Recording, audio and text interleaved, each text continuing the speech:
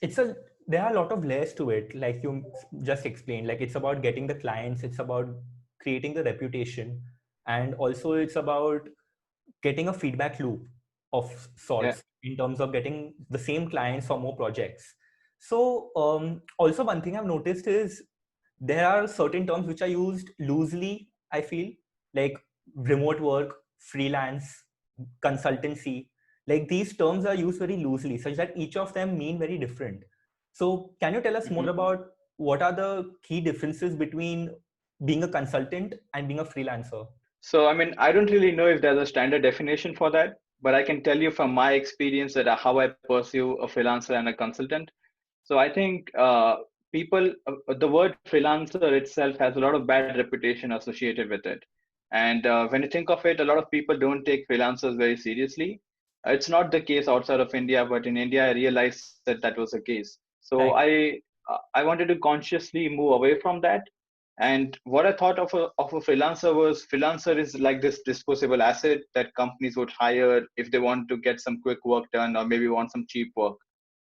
But when you become a consultant, it's mostly about you're seen as an expert in a particular domain, or you bring in a particular expertise which would required for a very specific project.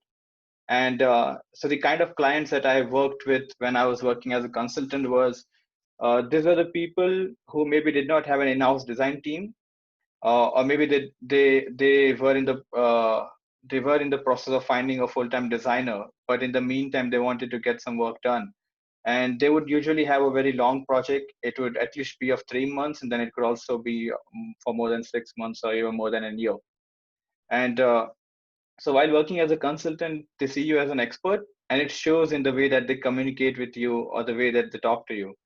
So, which is why I wanted to consciously become a consultant and not really a freelancer. And also, when you're working as a consultant and you have a project which you're working for more than 3 months, you also don't really have to worry about where your next project is coming from. You know that you have a continuous stream of work, and that also gives you some sort of stability. And I think over the time, when you're working with a client for a long time, you're also going to build a relationship. And if the relationship is well and they really like the work that you do, they're going to have more work in the future, and again they're going to call you for that. So I think being a consultant was more about that creating a name for yourself while working on a project for a longer term. And I could give you this one example. So I was working with this company called Sapat. They are a SaaS software based in Dubai. So they're headquartered in Dubai, but they have their presence in a lot of different countries. And what they do is they build software for restaurants. And when I was working with them, I consulted with them for almost 2 years. And this was like a full-time job, because when I was working with them, I was not really working on any other projects because I wanted to give them my full commitment. And I would say this was like a full-time job. It didn't come with obligations of full-time work. So, I mean, sometimes I could also just, work on a different project when they don't have enough work for me.